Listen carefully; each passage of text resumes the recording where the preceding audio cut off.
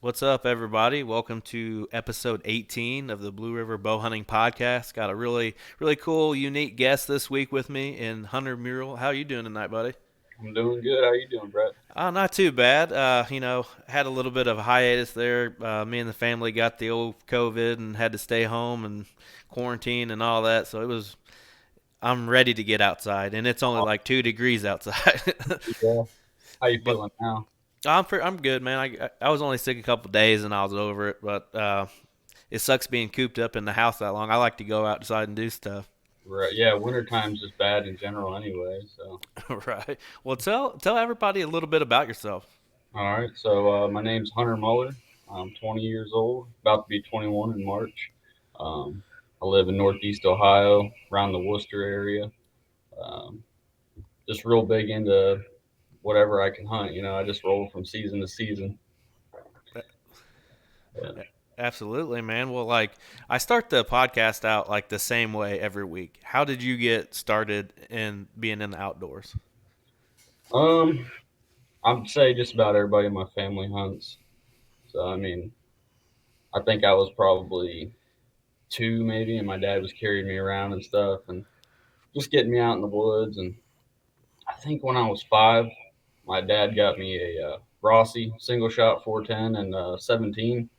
So then my grandpa and them got me into squirrel hunting, and it just went from there. I hunt all over. I got family down in West Virginia. We'd go down there and for rifle season every year. I mean, it really is. I just hunt whatever's in season, and if I get bored, that's what I do. I go hunt or I go fish. So Right. You know, I've had a lot of Ohio people on the last month or so of the show, and everybody that I talk to from Ohio, they have like this passion that I don't necessarily know if I've seen with other guests that I've had on about the state that they hunt in. really. How passionate are you about Ohio? You just love every aspect of hunting Ohio. Yeah, I really like Ohio. I like to get out and hunt other states too, but I feel like Ohio's pretty diverse in itself. Yeah. Um, I live up in the northeast side, so it's kind of like 50% woods, 50% fields. That varies, from where you are, but it's pretty, there's a lot of ag, a lot of woods. But then you go down south where I went to school, and it's all hills. And it's you just got a little bit of everything. So, it's kind of no brainer. Nobody's ever hunted here or whatever, and you're kind of looking at Ohio. I would come check it out. Absolutely. I talked to Paul Campbell from over there. He does the uh, O2 podcast, Ohio Outdoorsman, and he talks about rich heritages and stuff a lot. You said your whole family, hunts. You guys have any traditions where you do like a deer camp on opening weekend or anything like that? Um, I wouldn't really say something like in particular like that. We used to go down to West Virginia every year. That's where my grandpa grew up. Then he moved up here. He got a job when he was probably 18 or so. Then he lived up here, and then we just every year during the week of Thanksgiving we go down for gun season. That's my main tradition. But hunting is just my dad, my brother, me. We just go all the time. It's just I get home from work, we go. It's just, no real set tradition other than just going down to West Virginia for Right. Thanksgiving. I didn't know. Sometimes, like we used to have a tradition back when I first started deer hunting with my dad and my uncle who got me into hunting. And we had like this tradition. The opening day, we always hit opening day of gun. We hit this little diner we called the Truck Stop. It's at up on Highway 70 up by us, and it was just kind of cool to be sitting down at breakfast because everybody that you saw in there that day, they were wearing camo or they had an orange hat on or whatever. Right, Everybody was going deer hunting. Like everybody, there was just like a charisma in the diner. Good luck this morning, guys. Drinking coffee, eating biscuits and gravy at four right. o'clock in the morning. It was pretty fun, man. Well, I'll tell you, something sort of like that. When I was in high school, um, our gun season always comes in on Monday. So they'd kind of know that a lot of people wouldn't be there Monday. So they just started doing teacher in service that day, Hmm. giving us the day off anyway, because they knew we weren't going to be there. Yeah, I wouldn't be there if my opening day gun started on a Monday. I wouldn't be there either. Now, there would maybe be, I don't know, in my class, I think it was 120 people, and I'd say at least half of them was going hunting. So Yeah, that's pretty cool, man. Talk a little bit about deer hunting. I see you got some antlers on the wall there behind you. Looks, and I've seen a lot of pictures on like your Go Wild and stuff. It looks like you've been quite successful. What you said that's Northeast Ohio? yeah, northeast. I mean, we're not. I think we're about an hour from the lake, right in this area, and it's not way east. It's kind of like northeast, but kind of central. I got you. It seems like a lot of those big boys in Ohio, they kill them in what the southeast corner there. There's some big ones up here. Don't let that fool you. Oh, I'm not fooled by any means. I know that Ohio holds some pretty big bucks. Yeah, I would say like south central maybe. I feel like down maybe south of Columbus a little ways. Seems like there's a lot of good ones. Southeastern, that's kind of where I went to school. There's a lot of big ones down there, but it's more mountainous down there. So they have that. Some of them are like that pencil rack. They kind of get like that. Right. Here it's just corn fed, man. If you find a big one, he's big. Oh yeah, Lots of absolutely. mass. Now, when it comes to your deer hunting, are you strictly like a private land guy, or do you hit some public land too? Um, for the most part, when I'm home, it's private land. But when I went to college, I went there for 2.5 years down at Houghton College, and I mostly hunted public land. I did was fortunate enough to pick up some private land down there, but majority was on public. Yeah, I know it can be hard going to a school where there's other guys like you that are putting in the work just like you are trying to pick those properties up when you're going for something like conservation law. Right. Because I went to school for conservation law as well at Vincennes University here in Indiana, and everybody you could see, I mean, everybody would talk about it anyways, but guys going out the outskirts of town and asking farmers if they hunt. Some people were lucky enough to pick places up, but the majority of us had to hit some public land like you said, and that was really my first taste of public land, and I hated it and I still hate it. Yeah, yeah, it's a different game for sure. I haven't really had any real good luck. I mean, I think my second year of school down there, I think I just got into saddle hunting like the Christmas before, and it was November. And I was hunting this big saddle, and every day I'd drive by this place, and it was private, right by the road, and it was a horse pasture. And every year during the rut, there would always be a buck out there standing there, and he'd be out in the middle of the pasture with all the horses and making a rub on a fence post. And I'm like, man, I wish I could get permission to hunt that. But I'm like, I'm sure, right by the road, everybody sees this deer. I'm like, I know somebody's got permission to hunt that. Well, I started digging into it a little bit more, and come to find out, if I walked about 700 yards, I could get right up against that pasture that was up overgrown and stuff. So it was like a thicket. So I walked up there one night, and that wind was blowing from the bedding to where I was sitting on the saddle. And I'm like, something's gonna happen tonight. Like, it has to happen. Like, he's gonna come up at downwind side of that bedding area and just come right up past me. And then all night long, just I seen one doe and one little buck. And like the last 10 minutes, I'm debating on whether I'm gonna like pack it up or not yet. And I start hearing some crashing in the leaves. I look up, here he comes. He's coming right to me, 30 yards, and um, my sight on my bow, the light on it, it was Hmm. dead. So I was like trying to figure out where he was at. It's like 30 yards. So I put it on him. I couldn't see my 30-yard pin. I could see my 20 and my 40. Couldn't see my 30, and it just ended up hitting him high and never found him. But Oh, that sucks. then he was a big one too. That's especially to get it done like that. So how long ago did you say you started saddle hunting? I would say I think it's been 2 years now, probably, because I got it for Christmas, and then I didn't really get to hunt that much right after Christmas. I mean, I got out and played around with it a little bit, but I think next Christmas would make 3 years. So That's wild. That's some of the most of the people I've talked to, that's the earliest I've heard anybody trying the saddle thing out. You hear a lot about it right now because it's like the hot thing to do or whatever. But um, that's cool that you've been doing it that long. Do you have any good bow kills out of that saddle? um, everything I killed this year was out of my saddle, and I killed 5 deer this year.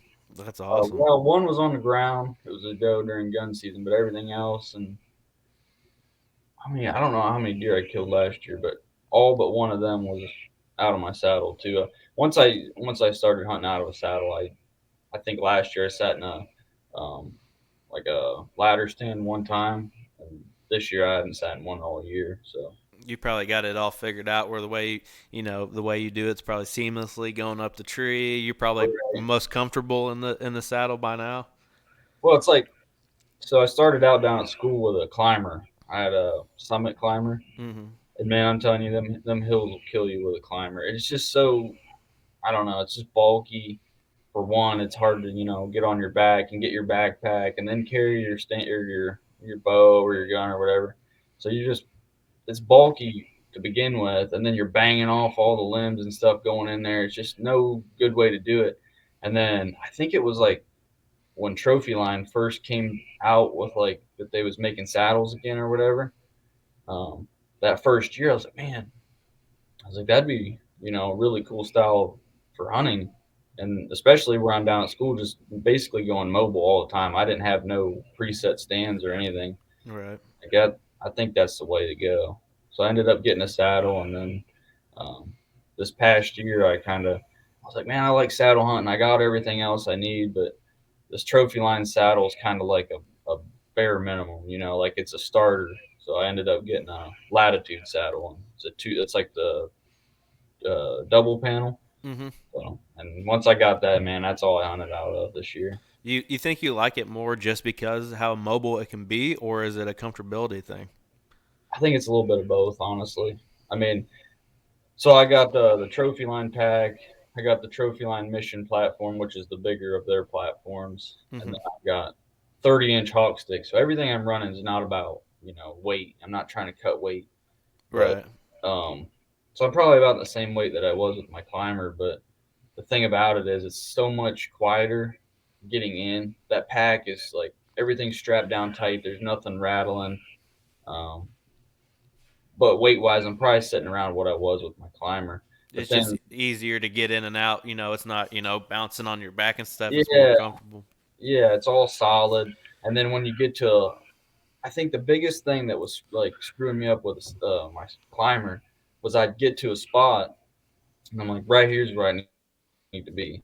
But Hmm. then with that climber, it's like, oh, there's limbs on this tree. I can't climb it. Or there's this tree's not straight, or it's, it tapers down too much. There's too much that goes into it. So I'd Right. end up being like 80 yards away from where I really needed to be. And then once I got that saddle, I was just, I mean, a little bit of finagling, you can get into just about any tree. Yeah, you can use those limbs as extra steps. You could Right. put one stick in the tree, go another 15 foot, not even need it. Right. Some people I see the big thing right now is everybody using one stick. Have you seen that? I've seen that. I don't really think that's for me. No, I don't think it's for me either. It look like a lot of I'm not only do I gonna have to pack in, the all the saddle stuff. I'm gonna have to pack in my filming equipment too. So that's added weight right there on top of that. So I don't know. I just don't need something. I'm getting too sweaty the way it is. Well, yeah, it just looks like too much work. Right. It's probably really not that hard, but the movement of just, however they do it. I tried to get like wrap my head around it, and I was like, no, that's not for me. No, it's too much messing with ropes. Obviously you're gonna mess with your lineman's belt. You're gonna mess with your tether or your bridge and all that. But having to scoot your legs and pull that back up, I'll just hang another set and keep going. You know what I mean? Yeah, I mean, I just hook my sticks on and put them up as I go. I mean, I think the biggest thing I like about my saddle too is just having that lineman's belt always on. Right. A couple times I had hunted out of my climber, and I'd be like in a rush or something, didn't have my harness or something. And Hmm. there was one time I was sitting in it and didn't have my harness on, and the bottom slipped out from under me. Yeah. And there I was, about 15 or 20 foot up, somewhere in that range. And there I am, just holding myself with my arms.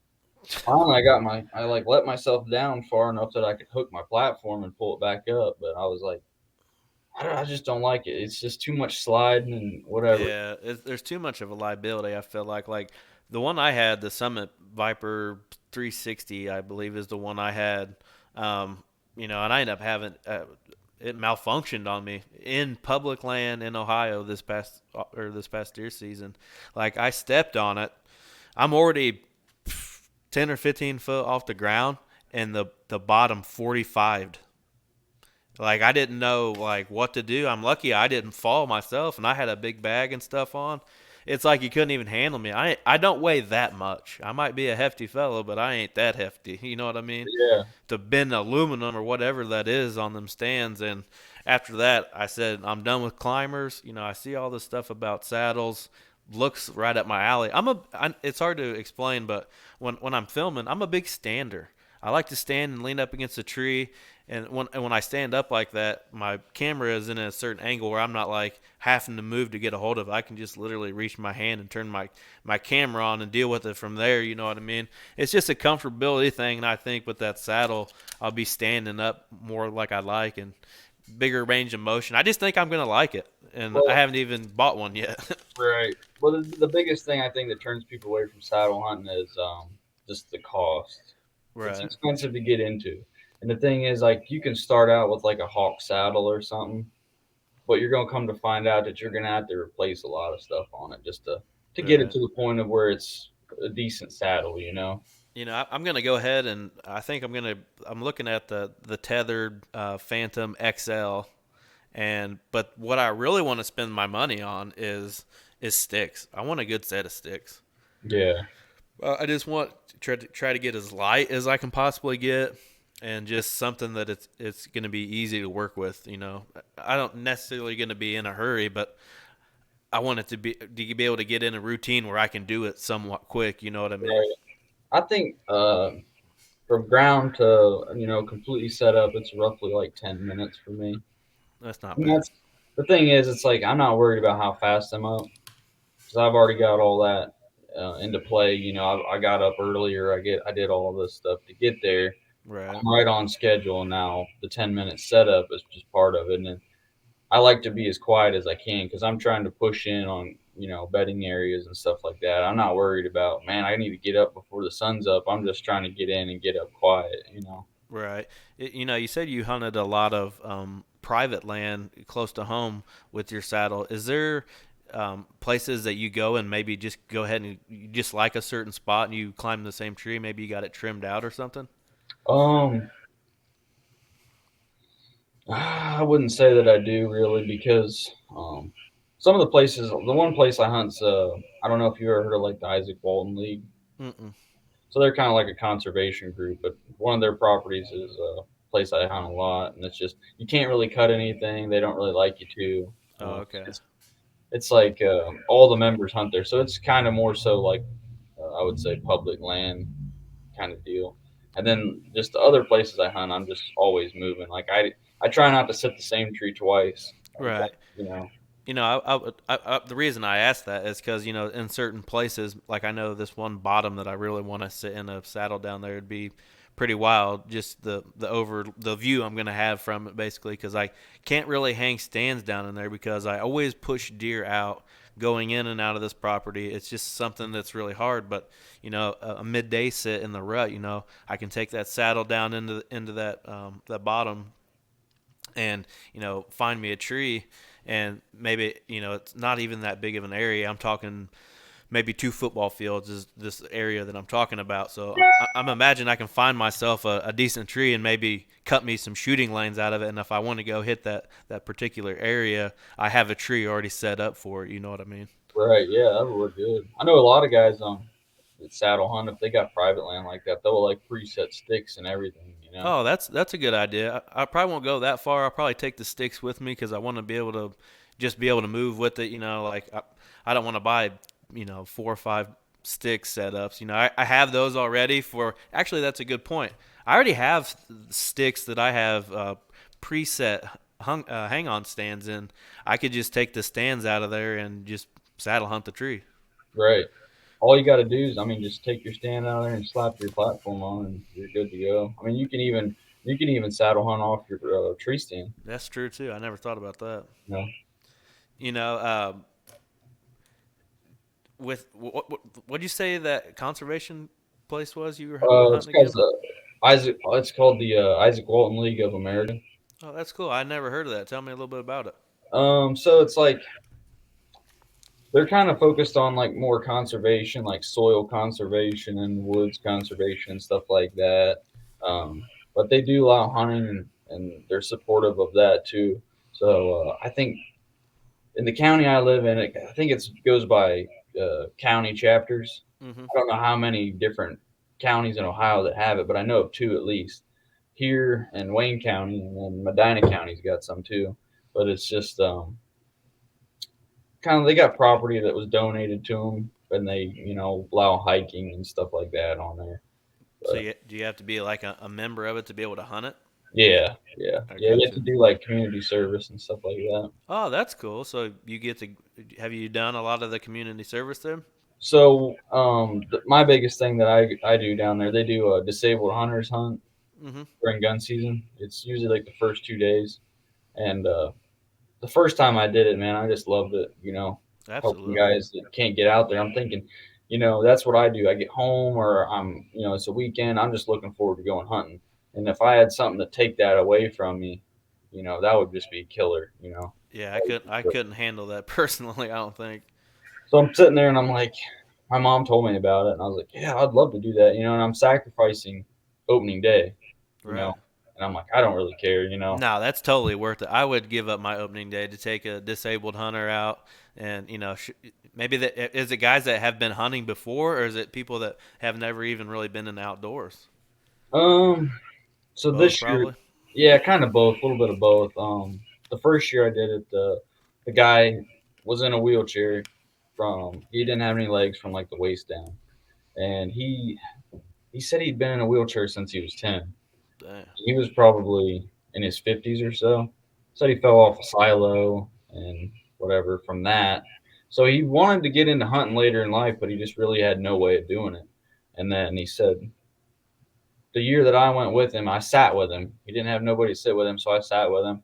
And he's like he said, it was his third year out there, and he showed up, and that was when shotguns have always been a real big thing here.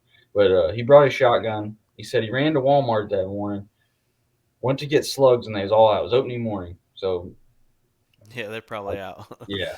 So he went there, and they were pretty much out. And he said he got some rifled slugs. Well, then he gets there, and his barrel's rifled. Oh, Like, shoot. man, you can't use those. I mean, it's not gonna throw any kind of pattern at all. Like you're gonna be all Right. over the place. So one of the guys that was there putting it on too, he had a smooth bore and rifled slugs. So he took that, and we went and hunted. And I think it was sometime around noon. I looked up, and here comes a buck cruising the back of the woods, probably 60 yards, and he got on it, and I got it stopped. And right about the time he's getting ready to pull the trigger, he just walked right out of the shooting lane. And Oh man. we were both, tore up about it. We hunted the rest of the night, didn't see no deer, and then the next day, I think I had to go back down to school. I was home for Christmas or whatever. Hmm. I had to go back down to school, and or it might have been hunting with my dad. But anyways, he was hunting by himself, and he texted me like sometime during the day. It was like noon or so, and he's like, "Hey man, I just had a deer come through, and I couldn't get it stopped." He said, "How'd you get it stopped?" And I said, "I just yelled something out to it, like man," or that's what I always go to. And like 3:30, called me back or texted me. He's like, "Yeah, man, I had four of them come running in," and he said, "I said, Matt." They stopped right there, and I dropped one. He said, "That's my first deer I ever killed." So, That's awesome. Now, have I, you done the disability hunt more than once, or just the one time?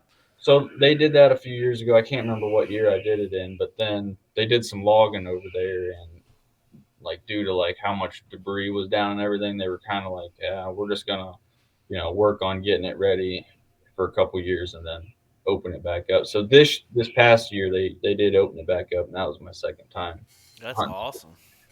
That's something I've always kind of wanted to do myself. We do a lot of youth hunts, which those things are awesome, man. Seeing Oh, those kids jacked up is awesome.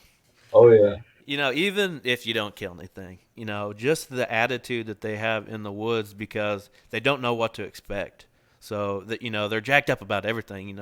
Like the last couple of years, taking Caden Bonowitz, my neighbor boy, turkey hunting. And it's like every time I get the call out, and start hitting, yelping or whatever, you could just see him getting riled up. He's like, where's the bird at? Where's it coming from? And we Right. haven't had too much success. We haven't killed any birds, but I took him down to Kentucky last year, and I actually had his brother Dylan, and we had a Jake come in right off the bat. I mean, pretty much flew down, come running in, and he didn't have his gun up. So when he moved, the bird saw him and it took off. And I'm like, he's kind of tore up about it a little bit. I was like, dude, it happens, man. You know how many times I've been busted by a bird turkey hunting? 1,000,000 times, and you'll Oh do it yeah. another 1,000,000 times.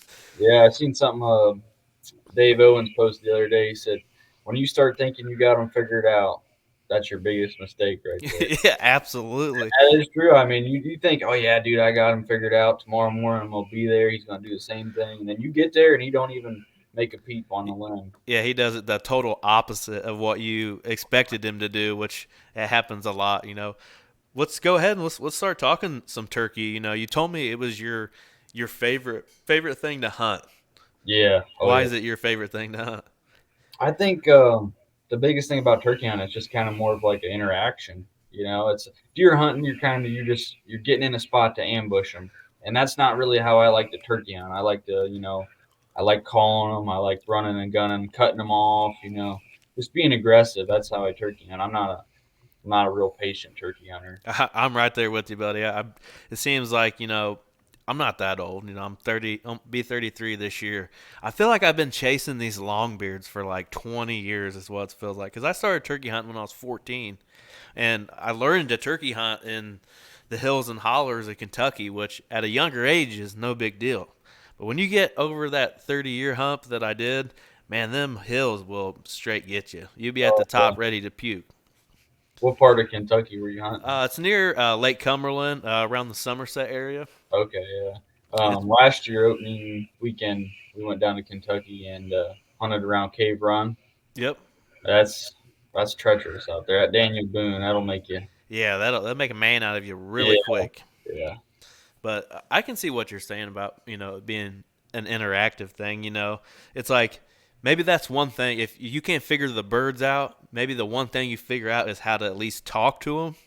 You know Right. what I mean? If you get that down, you learn like fly down cackle and stuff like that, and the little bitty things, little bitty details in some of your calling can make or break some of your hunts. You know what I mean? Oh yeah. Sometimes I hear people and I'm surprised that turkeys come into that, but if it Right. works. It works. I'm not saying I'm the best by any means because I got some couple buddies that would just blow me out of the water. I can do just about anything I want to on a mouth call. There's a few things on it I can't do, but if you can figure out how to talk to them, I know a lot of people they want to call and get them fired up. I like to get them fired up too, but there's a certain point where you need to stop you stop it. Stop calling because he's gonna come looking for you. You Right. just keep calling him. You just saying that you're in the same spot, and it normally doesn't work like that. And that's the thing too about turkey hunting. It's like, I mean, there's not one set way to do it. You pick your way. Right. If you like hunting turkeys in the fall, you like hunting turkeys in the spring. That's just a whole different game in itself, right there. Oh yeah. And then, like, I mean, you just kind of read the bird and go from there. Right. It seems like when we make those decisions deer hunting, weather has a lot to do with it. Which way is the wind blowing? Is there a cold front coming in? What's a barometric pressure? I feel like, if it does affect the birds a little bit. Obviously, if it's pouring down fucking rain, you're not going to have 30 toms gobbling. You Right. might get that one that's retarded at the end. It gobbles right at daybreak or something. You can hear it in his voice that he's soaking wet. Yeah. But, turkey hunting, mostly, you can get on them birds just about any time, and with the weather changing like that, say it starts raining, you need to get to an open field because those birds are going to hit them fields. And that's the thing too. You can go there the night before and roost them and say, okay, there's 3 or 4 birds in here, and you wake up, you go the next morning, you get in there, your hopes are high, everything's perfect, the weather's perfect, they just won't gobble. Right. They have a mind of their own. It's just it's fun to me, I guess. Definitely. What about coon hunting? You said you did some coon hunting. I have zero coon hunting experience, so you might have to enlighten me on kind of how it works. Are you hunting them with dogs or without dogs? With dogs. So I got right now I got a Walker, Coon Hound, and a Blue Tick Coon Hound. I don't know. We probably had over the years we probably had about 8 different coon dogs since I was younger. It was Hmm. something my dad did back in high school. It was my grandpa, and um, then when I got old enough, they got another dog. We started hunting. I mean, we had some dogs that were okay, and then I think when I was in high school, and we got a better dog, and it's just every night I was going. Something to do. Like right now, like if I haven't hunted my dogs much this year just because I've been busy with school, graduating, getting all that done. But it's just like you get bored, you know. At night you're just sitting around, but coon hunting you can get out there and actually do something. Spend some time out in the woods, and I don't know, it's just something different having the dogs out there lighting up, and you just get excited. You Oh, know, I bet. I had a lot of buddies in high school that did that. They would go run these tournaments and all this, and it's just something that I couldn't get into at the time. I think now I'd probably be more into it because I've been around waterfowl dogs, and it was really cool to watch those dogs work and do their thing. And I right? think it would be cool because I've never been on one. I would love to try a coon hunt out with just watching the dogs work. I'm sure that's probably half the fun. Oh yeah, it is. A lot of places I go to is places that I've been going to, and so it's like, you turn loose and you kind of expect them to do things just because they've done it so many times. In that woods, you're like, okay, they're gonna tree somewhere down in there or whatnot, but it's not always like that. I mean, sometimes they'll run out and take you on a wild goose chase, and you'll end up, 3/4 of a mile away when you're hunting in a woods. It's 20 acres. It's like Right. you never know. So Especially is I had last year, a couple years ago, I was working this blue tick when he was a pup, and man, one night he would just go out and just slam him, and then next thing you know, nothing. And the next time you turned him loose, boom, they'd be like a mile away for no reason. I'm like, dude, it was so frustrating, but it's just part of it, I guess. So walk me through like a typical night coon hunt. You just roll up to the woods and open the dog boxes. Is that how it works? Um, so yeah, I mean, we load up, we get out there, roll up to the woods. I mean, around here it's smaller tracts of land. Like, I mean, I'd say bigger ones would be 40, 40 acres, maybe like 100 connected woods, but you might have permission on 40 of it. Right. And that's a big thing that I think gives coon hunters a bad name is like trespassing. But it's like I mean, you turn loose, you're hoping that they stay on where you have permission, but they don't always. You have to go get them. I mean, Right. nobody likes it, but it's just go get them, get out of there. We're not trying to, mess up your deer hunt. We're not trying to do any of that. But so we roll up, let the dogs out, get the collars all running and the tracker and all that. Cut them down the lane and let them go, and listen. A lot of times, like my tractor, it'll tell you if they're treed and stuff, but you go enough, you learn the dog. Right. Before it even goes off, and then you walk down in there and shoot your coon out, pet your dogs up, and then turn them loose again, and just on and on until you get tired of it. That's awesome. I might have to. So if somebody's listening to this and you live close to me here in Central Indiana, and you run coon dogs, let me know. I like to. I like to go check it out. If not anything cool, I'd like to at least film something I've never done before. And I think that'd be pretty cool. What Right? have you heard? Do they do like the in Ohio? I don't think I know the answer to this question, but do they run dogs for deer in Ohio? No, I don't. I don't think they do. Yeah, right. I know in a few states, like I think it's like Virginia and South Carolina, Mississippi, somewhere somewhere down in the south there, they run those dogs for deer. That's pretty cool. I don't Yeah, necessarily think I would like it. The coon thing's different to me. That's at night, or whatever. You're not trying to shoot a buck running across the road or something crazy. You know what I right, mean? And I don't, I like to earn my deer a certain way, so I don't think I would get the satisfaction of having a dog chase a deer to me. right. I know a lot of guys around here do coyote hunting with dogs. Oh, really? Yeah, that's a big thing. That's awesome. I've seen some of that on like TikTok where they do it out like in Utah and out in Texas and stuff like that. They just have the dogs on like the back of the truck. They chase Yeah. these things down and just let them have it. Oh, so the way these guys do it, they'll roll up just like coon hunting, but it's during the day. You roll up, you let your dogs out, and then you've got the guy down the road here. He used to do it with beagles. and he would take these beagles and strap like vest on them and big old spiky collars. And I'm like, dude, if I was a beagle, I would not be going to chase coyotes around, you know? with a big collar on. Yeah, I'm like, so he would do that, and then he would have everybody load up with um, their shotguns and buckshot, and then they would have like they have like Carlson has like Yeah, I've seen coyote those. chokes or whatever, Hmm. and they would use shotguns so that way they weren't reaching out where it's so flat around here. But he would kill, in a year he'd kill like 55 or 60 coyotes. Wow, that's a pretty Yeah, big number. yeah. So You do much predator hunting yourself? I've tried. I'm just not really. I'm not good at it at all. I apparently I'm in the same boat as you. I had a collar at one point.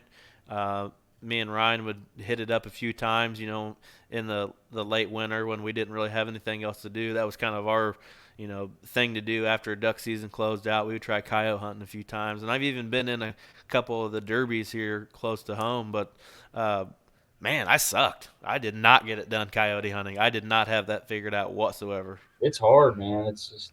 I mean, I go because it's something to do, but like my grandpa even has a like a night vision scope and whatever for his AR, and you know, I go. I just don't have any luck. I just never see him.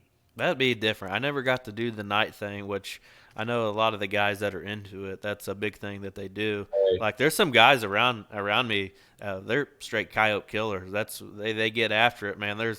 We went duck hunting with these guys one time. We were invited to go with the people from JT Calls here close to home, and smacking birds. I mean, we killed I think there was 8 or 9 guys. Eight or nine guys killed a limit of ducks and a limit of geese in just under 3 hours ish. wow, And I mean, unbelievable. One of the best goose hunts I think I've ever been on because it was just like one flock after another just kept coming in. And the guys, all these guys were talking like, what would be, if you had to pick one thing, you can only hunt one thing forever. Every single one of those guys said they would coyote hunt. And I was like, you guys are killing 10-man limits of geese and mallards. They're like, oh no, we're going to kill 4 or 5 coyotes tonight. I'm like, dang, they got the night vision scopes on their yeah, guns and stuff, and they're showing us videos. Can't remember what their YouTube is, but I've watched it every time they post something, and they are just straight smacking dogs, man. that's I, good. Somebody's got to do it because they got to pick up my slack. I mean, yeah, me too. And I have a couple of the places that I deer hunt are absolutely. I mean, every time I see a coyote, I'm smacking it as much as I can, and I've seen a yeah, lot of them. But seems like whenever I try to go for just coyotes, I don't even see one. oh yeah. I feel like as soon as you step out of the truck, they already know you're there. Right. I even tried to trap them for a little bit. I started making snares and Right. using the footholds and doing the scent and all that stuff, and I couldn't even get that done. Apparently I need to stick to deer and turkey. My younger brother, Briar, he's pretty good at snaring coyotes. He's there for a while. He caught one the first year he tried it, and he was probably 10 at the time. And I'm like, dude, I'm trying, and I'm like, dude, I can't have it. I'm just not having any luck at all. And he's like, I'm gonna go set one. I'm like, all right, whatever. And he caught one the first year, and then the second year he put the snare in the exact same trail and caught another one. I'm like, all right, I don't know what you're doing. I think you're just getting lucky, but okay. I'm around some farmers. They do this big wild fry every year. It's coming up here in a couple weeks, but I can remember being, I don't know, 17 or 18 years old when I first kind of met them and hung around them and stuff. And they're big sheep farmers, so they had to deal with the coyote problem way more than I was used to. And Right. and I remember at the wild fry one year, uh, Jason Maraska showing me coyote snares that he had handmade himself out of like airline wire or whatever it is that they use, and he was making his own up, and they were catching a lot of them. I mean, we'd be sitting there. It's all these farmers come together, hunters. They all come together and they're frying fish and squirrel, and everybody kind of brings something. I mean, there's 40 or 50 people at this party, and they've got this big long table, and fresh fish, and they come dump a thing of fresh fried perch and walleye and Right. red snapper and all this up, and then you hear somebody holler from outside. It might be outside, smoking a cigarette or using the porta potty, whatever. There's a coyote in the field, and there's like 5 guys that scatter. They're all running to get their gun. It's pretty cool. I just being around that was pretty cool because them farmers they got to dust them off, especially with having livestock around. Yeah, that's their livelihood. That's their money. You also told me that you like kayak fishing. Yeah. How'd you get into that? I think I got one for Christmas when I was pretty young. I just started doing it for fun, and then I started getting into tournaments a little bit there, probably 3 or 4 years ago. I mean, I'm not real serious. I go, I do decent, but I've never really, you know, had a chance at winning. But the last 2 years, it's called Kayak Anglers. It's the association, but Mm-hmm. part of the group Kayak Anglers Northeast Ohio, and there's a lake over in eastern Ohio called Pymatooning, and they do what's called the Battle of the Border. So Mm-hmm. it's Ohio and PA guys, and we all fish the lake, and it's pretty fun. Like the last 2 years, I think I placed like I think last year was like 30th out of like 100 people or something. That's awesome. So I mean, I'm decent, but I'm not really up there.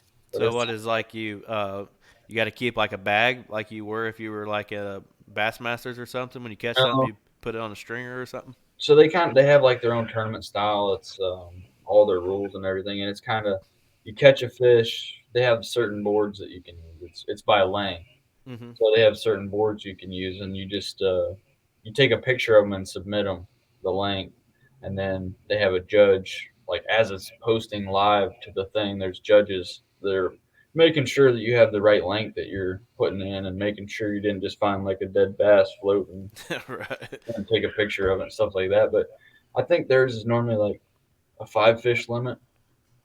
So I think the one year I caught 3 fish and I had like 55 inches or something like that. So if I would have had 2 more fish, I would have been up in the top 10. But I just lost them early in the morning. That's awesome. Fishing's not something I have been super into. I mean, I go with some buddies when they want to go and stuff like that. Um, I had a kayak. I actually sold it last year, or the year before.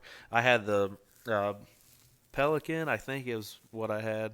Yeah, Pelican, and it was the angler kayak. Where I sat on top of it and had the pole holders and all that stuff. Yeah, I just didn't get super deep into. I know Ryan. He did a few tournaments there on the west side of Indy. He had like a fish finder and stuff and everything on his. yeah, it's a big deal. Like you come up and there's some guys with like $4 or $5,000 kayaks, and then they Yeah. got a fish finder like that on there. And I'm sitting there in just a basic kayak, and I got like one thing tied on, and I know I can catch them on, and I'm just like, I'm gonna fish and try it and see what happens. And these guys are just out there with their, they're pedaling along their pedal kayaks, and I'm over here fighting the wind with my paddle. I'm like, whatever, it's just a competitive aspect, I guess. Oh, That you have a absolutely. chance of getting some money out of it or something. Right. Plus, it gets you in the outdoors. In the summertime when you can't hunt nothing. Right. I mean, you can go fish, like pleasure fishing and whatever, but add a little competition to it, and it gets really fun. Oh, absolutely. We went walleye fishing for Ryan's bachelor party last year in Michigan on the Detroit River, jigging for walleye. It was awesome. Oh I yeah. want to go back so bad. What time of the year was that? April. April. It was fun, man. We got out there right at daylight, and I think we fished 6 hours on a charter. It was awesome, man. Yeah, we used to go up to Lake Erie since we're within an hour of Lake Erie. And my Yeah. my cousin, he runs a charter up there on Lake Erie. Oh, really?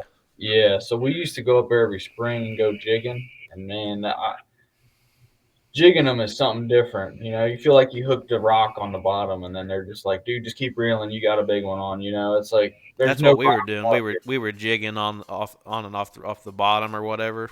here. Yeah, That's awesome, man. I'd never done anything like that before. You bounce a little bit on that rock and pop it up, and boom, they'd smoke it. right. So for the most part, we were fishing, in like 8 foot of water, and it's all sandy. So there'd be nothing out there to get hung up on. It's just you just barely even feel it hitting the bottom. It's just sand. Yeah. And I remember my brother the first time he went out there, he was jigging, and all of a sudden he's like, "Oh, I'm hung up," and he's just yanking on this thing. And my dad's like, "There's nothing out here to get hung up on." He said, "Just start reeling." and he ended up catching like a 8 or 9 pound walleye full of eggs. I mean, it was huge. You might have to get me your cousin's information because me and Ryan have been talking. We want to go up to Lake Erie, but we want to go smallmouth fishing. Does he do smallmouth too? He knows where they're at, and he's really good at catching them. But it's not. He mostly focuses on perch and walleye. That's his big thing. Yeah. But I, I've been trying to talk him into getting me out there after the smallmouth for years, and he's like, maybe.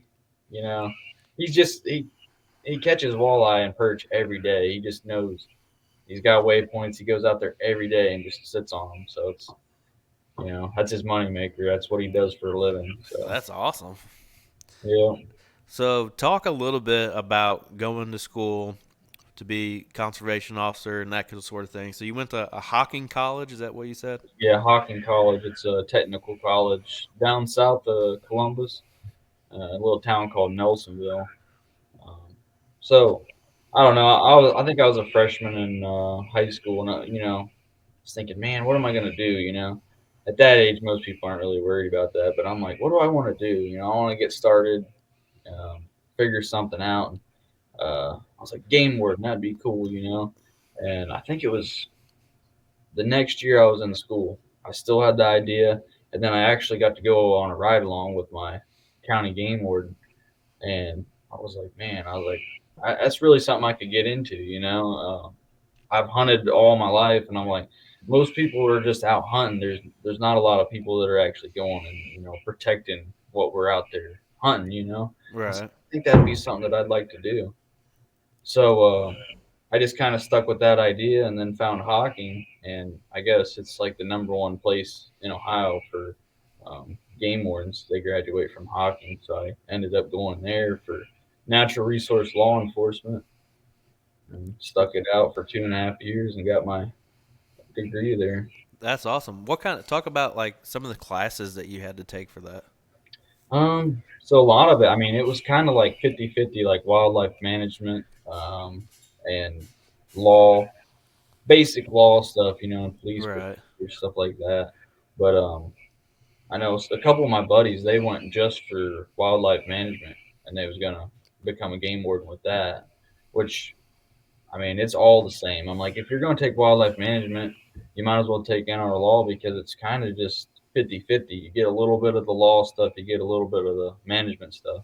Right. So, I mean, I think some of the cooler classes I took handgun safety and proficiency. So we got to shoot Glocks, and that was just the whole class. We just shot guns and That's a good class to be a part of. yeah, it was cool. It was really cool. Did you have to do like a particular class on like waterfowl ID, or like did a certain class cover that? So we had a class called Wildlife ID, and it was everything.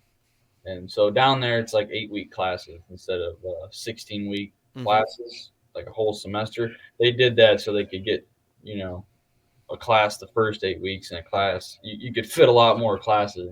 So you're just compressing all that into one, Right. 8 weeks. So that class, it was a little bit of everything, ID and just a little bit of everything. And at the end is when we did the waterfowl, and man, I really sucked at that. See, I had never waterfowl. Like I was telling you earlier, I also went to school for conservation law, and when we got to waterfowl ID, I'd never duck hunted before. But Yeah, I had to. some guys down there got me into it. Now I'm a huge waterfowl guy, but like it was such an intimidating thing for the person that had waterfowl hunt because there was guys that were deep into waterfowl even at a college level, and here I am, I never even been before, and just that knowledge a little bit ahead of that class was probably tremendous because I'm very good at waterfowl ID now, but like I can remember sitting in class and he explained what we were going to do with the waterfowl. Basically, waterfowl school was basically what it was, Right. and he wanted you to pick one duck to to do like a report on, and it had to be everything about this duck.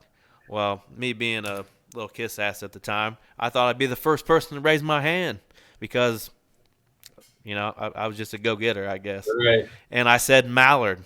He said the minimum paper due for a mallard is 50 pages. I said, nope, I'm changing my duck. I said, I'll come back to you on that one. I did not want to do no 50-page report on a mallard duck. Right. So I ended up getting green wing teal, and I think I did maybe 15 or 16 pages or 20, something close to that. But that was pretty cool, you know. But like another like a classroom example, he had a bunch of wings up on the board, and he would go up to you and say, if you can tell me what this is, I'll give you 10 bonus points for the day or whatever, Right. percentage towards your midterm or whatever it was. And he gets to me, and this guy was kind of an intimidating guy, super old school, just classic professor, but he also liked to fuck with people a lot. And he goes, all right, you. So he goes around and he points to the green wing teal. I'm on 16 pages of doing this duck. I know what it looks like. Yeah. I say green wing teal. Nope. I'm like, really? He's like, I'll double your bonus points. Yes or no? I'm like, yeah, that's a green wing teal. I've done it. Nope. And I'm like didn't know what to say because I'm not gonna backtalk this guy. He's old school. He probably come over and smack me with something, you know. Yeah. So I let him go on to the next person. He comes back to me. He goes, "If you'd have just stuck with your gut, I probably would have gave you 40 points towards your midterm or whatever it was. But you wouldn't stand up to me." And I'm like, "You scared the hell out of me, dude. What do you want me to do? You know, just I'm not gonna backtalk somebody, you know, a professor that I have a lot of respect for. You know." Right. It was kind of a cool. I didn't know if you maybe had some stories or something like that from school. So my one teacher, he was like the main guy that started the natural resource law enforcement there at Hocking. Like he was the founding guy, and he was a really intimidating guy. Like he was a park ranger for a long time, uh, did a lot of that kind of work, and he was just the way he carried himself. He was really intimidating. It must be And a thing. yeah, and I was like, okay, but we was shooting at the range one time, and like he wasn't a guy to like really tell you, hey, you're doing a good job. Like he would a little bit, like he wouldn't really. It's not like he's coming out and just saying it, but it would kind of hint towards it. But oh, what the heck?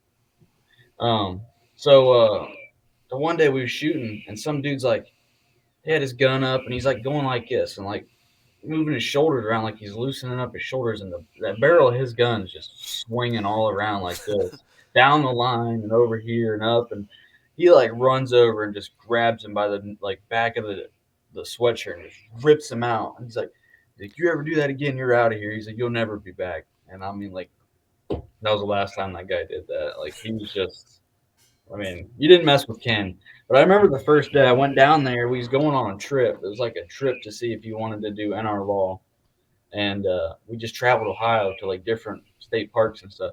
The first day I get there, dude, I'm like nervous. I'm like, man, I've never been to college. I don't know any of these people. The professor is intimidating.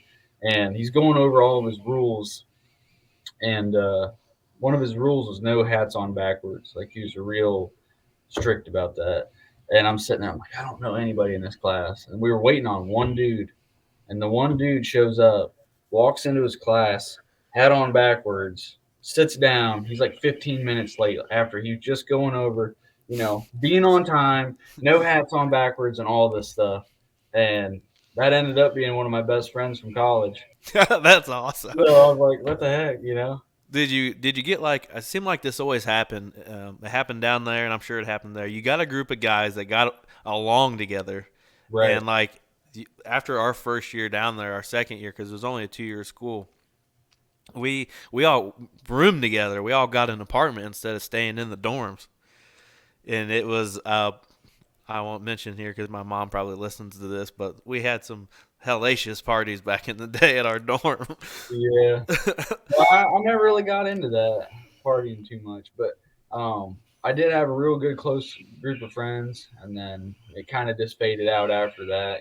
But the first year, it was like you didn't know anything. You're kind of just trying to get some real somebody else that's lost and needs somebody to lean on. Oh, absolutely. And I think they did a good job of that where I went to school as far as pairing your room or your when you were in the dorms your roommate.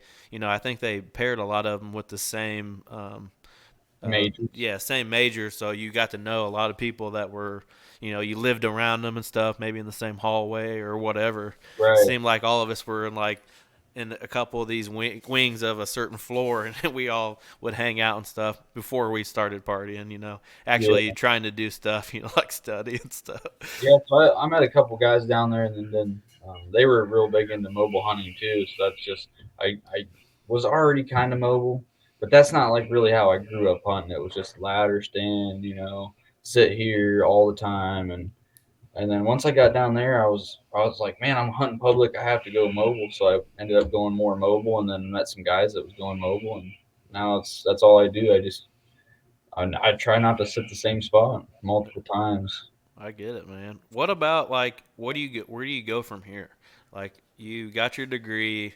Like are states hiring big time on this right now, or So Ohio, they just got done hiring, but and I should have applied, but I'm planning on moving to Kentucky here this summer, and that's where my girlfriend lives. She's going to school at Morehead State, mm-hmm.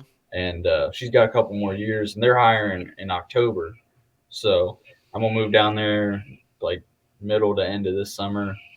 Get a job and then apartment and all that, and then come October, I'm gonna apply down there and see if I can get in. What are the stipulations for being an officer in Kentucky? They have anything that maybe would be different from an Ohio? No, it's pretty much it's the same. I mean, I feel like there's just kind of more slack than it is in Ohio. Um, their physical fitness testing is not as strict down there, and I can't remember. I was thinking you didn't really have to have a college degree to be a game warden down there, but I'm not sure. I know Ohio was at least 2 years. Yeah, that's how Indiana. Well, Indiana, you don't have to have any college experience, but it puts you ahead of those people that don't. But I know, like when I first That's got out helpful. of it, they weren't really hiring that much. I worked at um, a state park there for a while, being a park ranger at Summit Lake State Park here north of where I live. And Indiana wasn't hiring at the time, and then I kind of had to make a decision. Like yes, this park ranger thing is cool. I'm not making a whole lot of money. I need to really, I was still living with my parents at the time. I wanted to move out on my own and do different things, So I chose a different career path, and I don't know. I think it worked out for the best, really. But I was um, looking into Ohio a little bit, but like it seemed like they were, like you said, they were pretty strict when it came to a lot of things. We did a lot of like mock interviews, Yeah, like, and they had officers in there from Ohio, and they would go through this and that, and being young, I may have answered some of those questions wrong, and I don't think they liked it. I made it through like 6 or 7 questions, and then they said next. Basically, they were asking about a youth hunt, and they put me in a situation, or put me in a situation handling youth, and I answered it the wrong way. Like, what would you do if so and so had, he's missing his mom or his dad or whatever, and I totally answered it the wrong way, and they told me next, basically. So I don't know. it's really I don't know. It's really challenging, I think, to get into being a game warden. It's really competitive. They'll have 800 applications and only be hiring, 5 counties or something. So I don't know. It's kind of like an out on a limb thing. Like you're hoping, you can apply multiple times. I don't even think they cut you off, but it's just like you're hoping that you can get in. It's never guaranteed. Like you just have to be confident in yourself, and I think that's a big thing. It seemed like after I made my career choice the way I did, not 3 or 4 years into what I'm doing now, um, they needed a lot of officers. A lot of officers retired, and they were taking a lot of people that had just come in from doing military action. Oh, Military was a big thing. They took a lot of people that were in the military, which that's good for them. I'm glad they had be able to give them jobs like that, which is right. probably a natural fit for somebody like that. Oh, yeah. Are you worried about not getting to hunt as much if you are a game warden? I'm not really too worried about it. I went on probably 2 or 3 ride-alongs with the one that's in my county, and I'm really close with him. I text him personally a lot. He said, "Here's the thing, man." He said, "You're never gonna hunt opening day again, but there's a thing that they kind of call like game wardens opening day, where they, Wednesday during gun season when most guys go back to work, they take off and go hunting, which." I'm not too worried. I mean, it's just I'll go when I can, and I've always just I have success when I go. I make the most out of what I got, so Oh, I'm not too absolutely. worried about it. No, that's cool, man. Well, I definitely appreciate you coming on, man. It was really cool conversation. It's kind of cool to talk about, going to school like that since I did it back when I come out of high school and stuff. It was kind of cool to compare it a little bit, and then Yeah, getting to hear about your deer hunting stuff and saddle hunting. Maybe help me think of a few things that I could do or do better when it comes to the saddle hunting. So yeah, I pre- definitely hit me up when you get your stuff, and I can help you out with some pointers or whatnot. But absolutely, that'd be nice. I'll have yeah, to hit you up on the Go Wild. yeah, Kind of backstory on how I met Hunter. It was through Go Wild. Meet a lot of people on Go Wild, and actually, I kind of had a surreal moment on Go Wild a little bit last night. Was messaging you back and forth when I had made your thumbnail for the YouTube, yeah. and I got a random message on Go Wild from a guy in Kentucky saying that he had recently found my podcast. He enjoys what we're doing, and you keep pumping them out because he can't get enough of it. And I'm like, that is awesome, man. That's just something cool. And like everybody on Go Wild just seems like super down to earth. Right. I mean, like I've been telling everybody I know. Like I just got on there and back in December, and it's just like it's so easy to post on there. I mean, I feel like if you're not getting judged, like you could post whatever, and there's always somebody on there that's like, oh, that's interesting. Right. You could So put a spike buck on there, and they're like, congratulations, yeah, which is cool because, you put something like that on Facebook or Instagram or whatever, you're always going to have that one person that wants to be a dick and comment on it, you know, and just be right. that rude person. But And I think no, the biggest thing about that is it's just like on Facebook and Instagram, like you had it, all this time. You have all these people built up that they don't really hunt. It's just people and you work with, or your friends. They're just gonna automatically just give you a like, or good job, or what I'm saying. But it's right. just on Go Wild. Most of the time, you don't really know anybody. It's just all these random people are just hitting you up, like, "Hey, man, that's a nice buck," and interactions with people. I think is really cool. I think it's cool too that you can, you're earning points on there with your trophies and, you're earning stickers and, 25% off Vortex optics and, stuff like that. I think that's super cool, man. Yeah, I used that 20% off I got for the new reveal cams they got in the X's, and I got it for like $96 or something. Pretty That's sure. awesome. I might And have like, to check into that. I think I used all my percentages off. I got some stickers and some blah blah blah, on there, whatever shirt. I'm you get getting a another chance to get shirt. one of those cell cams, dude. They're nice. Yeah, we didn't really dive into the cell cams too much, but I hate to say the word, but I got a couple spy points that I run, and then I have like 5 wildlife innovation cameras, old school, just SD card. I Yeah, love them though because even if a squirrel chews the handle off of it, I'm not going to be super upset because it wasn't really all that expensive. right. You kind of can put them through the seasons as you want to say, but like those tacticams our buddy was showing us like the pictures that it takes, and it takes some incredible pictures. Well, that's what I was like, man, do I want that? I was like, Spy Points. I've been out there a little bit longer, but I feel like they have not so great customer service. I think that's That or they just have a lot of difficulty sometimes. I'm sure but, anything like that's going to have problems, but it seems like they have more problems than others. right. But then the thing I was seeing was that people were like, yeah, the Tacticams, the daylight pictures are fuzzy. But like I haven't had a problem yet, and I've had it out since a little after Christmas. Like it's been out almost a month, and it's the daylight pictures that it sends you, like the not or the low resolution ones are kind of grainy, but you get enough view, like okay, that's a buck, and then then you hit the HD, and then you're like, it's a good picture. Right. So Do you have any plans to travel elsewhere, other states to hunt other than Ohio?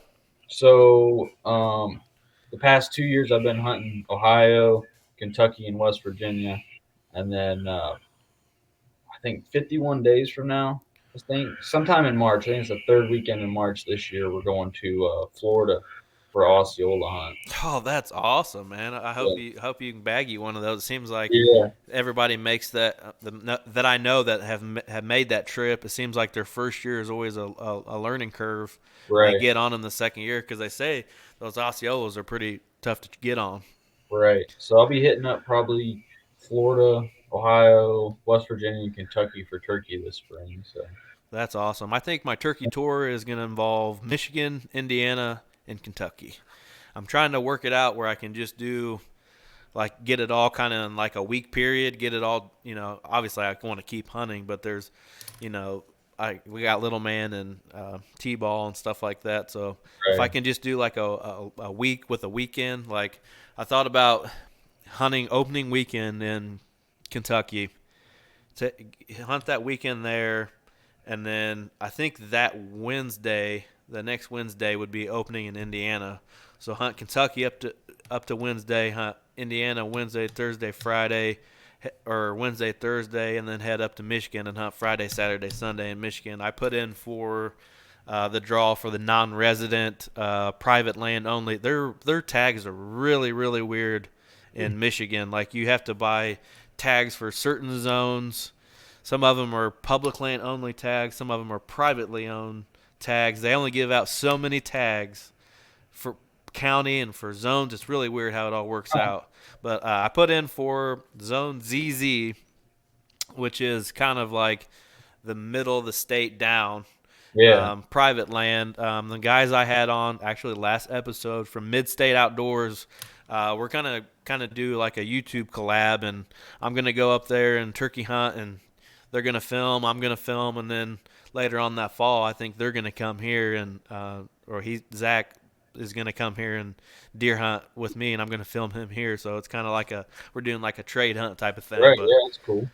he's been sending me trail cam photos with some big long beards in the field already, all grouped up right now. But pretty cool to see. It's Michigan, it's all snow covered, and you got all these turkeys out in the field. That's Right, pretty badass. yeah, yeah. But I've only killed easterns. I haven't got to chase any of the subspecies yet. Yeah, so I got one hanging up over here. I killed in Washington. I think it was 2019. I killed a Rio out in Washington State. That's awesome. How'd you get on something like that? Uh, Family friends lived out there, and my mom was like, "Hey, let's take a trip to Washington." I'm like, What are we gonna do in Washington in springtime?" And then I was like, "Oh, it's opening weekend of turkey season, so That's ended up awesome. hunting." So yeah, me and my brother, I don't know, dude. We chased so many turkeys that week. It was unreal. All public land and just I think we walked like 400 or 500 flights of stairs and like 50 miles or something that week. It was up and down those mountains and it was rough. But I killed one and he had a chance at like at least two or three. It just didn't end up working out for us. But That's awesome. I think I'm on like a 3 year streak where I haven't killed a turkey, which sucks, but sometimes that's the way the cards draw. I don't personally get huge turkey hunter. I just don't have the land right, around me because we don't have turkey where I live. Like there's a flock here and there, maybe up and down the river somewhere, but they're not like any other places that's populated with turkey. You know what I mean? yeah, Like I go down Kentucky and it seems like every field that you get to when you're driving some backcountry road, there's a tom strutting out in the middle of yeah, the field. You know what I mean? yeah. Kentucky is unreal. I mean, I think it's a turkey hunter's paradise. That's what I never hunted it until last year, and I hunted public land, and it was just and even private, and it was just there's unreal amounts of turkeys down It there. is, man. It seems And like you can get on a bird early morning, and then before 10 o'clock rolls around, you're already on another one, and you don't even know it yet. You know yep, what I mean? yep. And it's like down there, it's just something. I think it's humbling hunting turkeys in the mountains. Oh, absolutely. I don't know, there's something different about it. Like we said earlier, it turned you into a man really quick. Oh yeah, yeah. What about, go back to the turkey hunting a little bit. You said you're a run and gunner type of guy. Is there any time turkey hunting that you would ever spend in a blind? Or are you like me and hate blinds? I don't have a blind. I mean, I would hunt. Um, I guess a couple years ago we took some kids, younger kids, and was trying to get them on it. And we did a lot of running and gunning with them because he was older. He was probably 12 or 13. Never killed a turkey, and it was I don't know. people new to turkey hunting, they don't really understand you can't move a whole lot. So we did spend some time in a ground blind, but I don't personally, I can't do it. But there I is can't. some circumstances I will for other people. Right, and I'm the same way with when it comes to turkey hunting. I'm a impatient turkey hunter, like you said, and I like to chase them and whatnot. But this past year, I spent way more than I wanted to in a blind because I was trying to kill one with a bow, and Yeah, I I won't do that. I'm gonna try it again. I'm gonna take that bow and blind up to Michigan if them boys want to set me on a field Yeah, edge somewhere. But like you said, there's nothing like cutting one off halfway on a ridge somewhere, or maybe exactly where he's going to once he gets to that field. So you're trying to beat him to the field before he can see all the way across it, yeah, kind of thing. It's pretty cool. it's fun, man. It's addicting. Oh, absolutely. Hear that first gobble of the year, and it's like the whole month after that, you just know it's going to be a wild ride. You know? Right. As soon as they get lit up, boy, they get lit up. Oh yeah. I love it. Well, I appreciate you coming on, and tell everybody where they can find you at on social media.